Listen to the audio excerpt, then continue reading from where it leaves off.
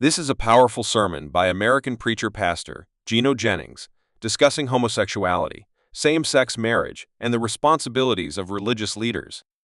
It reflects a conservative theological perspective, drawing heavily from a literal interpretation of biblical teachings to address what the speaker perceives as a moral crisis within the church and broader society.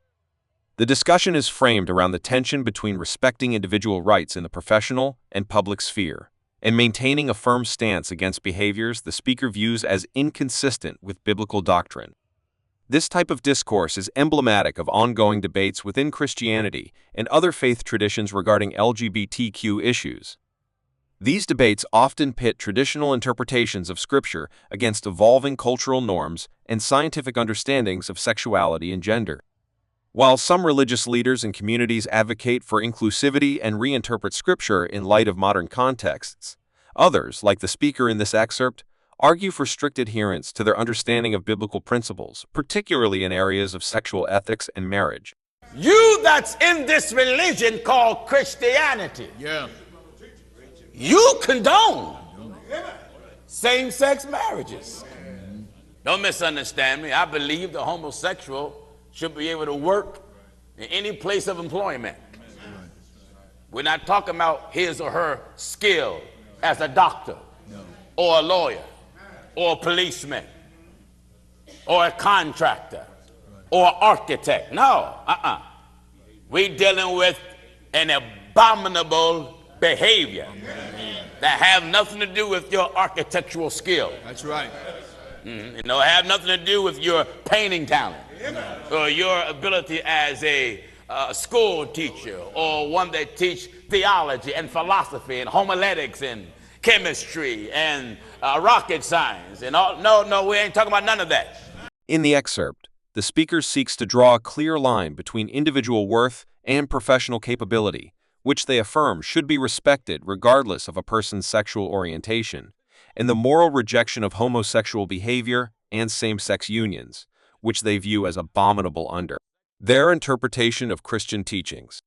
Using vivid language, personal demonstrations, and direct critiques of other clergy, the speaker aims to reinforce their stance and urge their audience to resist societal pressures that might compromise what they believe to be God-ordained standards of morality and family structure. This expanded introduction provides a broader context for understanding the speaker's points and situates their views within the larger framework of religious discourse on LGBTQ issues. Let us make our stand clear. We believe the homosexual have a right to work in any company in the world and eat in any restaurant of the world and hold any occupation that is in society.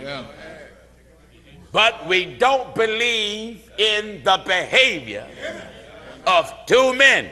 Brother Eli and Brother Black, come up here, brother, and stand right here. Come on, brothers.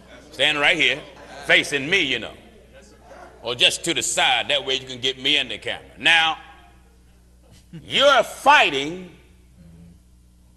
so two men can marry. Some of you pulpit bums are preachers. Go ahead. White preachers, black preachers, yellow preachers, and brown. Some of you are condoning it because your son is homosexual. Some of you are condoning it because you have homosexuals in your congregation. It also highlights the social, theological, and cultural dynamics that underpin such discussions. This excerpt appears to be a sermon or speech addressing the topic of homosexuality and same-sex marriage from a conservative religious perspective, particularly within the context of Christianity. The speaker distinguishes accepting the professional capabilities of individuals who identify as homosexual and rejecting their sexual behavior or relationships based on religious doctrine.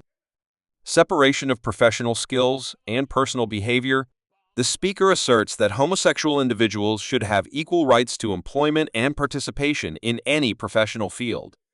Their sexual orientation, according to the speaker, does not diminish their ability to perform as doctors, teachers, architects, or other professionals.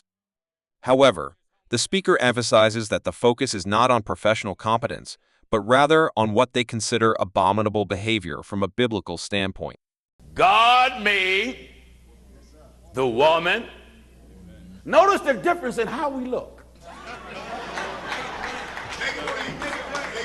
Notice the difference in how we're built. That's right. Are you listening to me? God made the woman for the man. Now, when these two come together, this is what you're able to do. Come here, Sierra. When these two come together, this can come forth. Is that right? Come here, Malcolm. Come on, son. When these two come together, then she can have another one of these. All right, you get what I'm telling you. But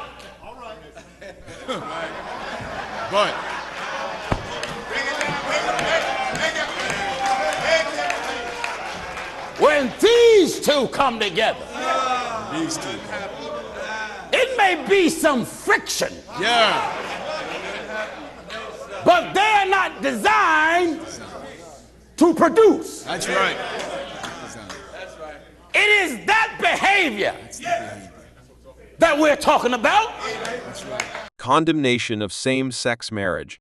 The speaker explicitly rejects the idea of same-sex marriage, stating that it is against their interpretation of biblical teachings.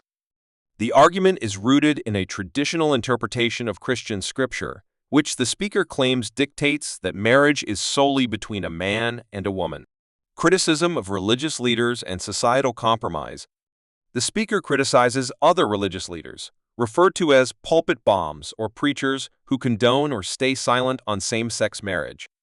The accusation is that these leaders do so out of fear, convenience, or personal connections to homosexual individuals.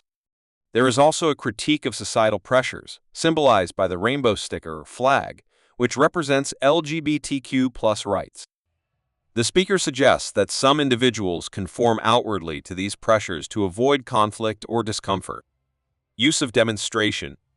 The speaker uses physical demonstrations with people from the congregation to emphasize their point about the natural and biological differences between men and women, highlighting the ability to reproduce as a key distinction. Biblical justification.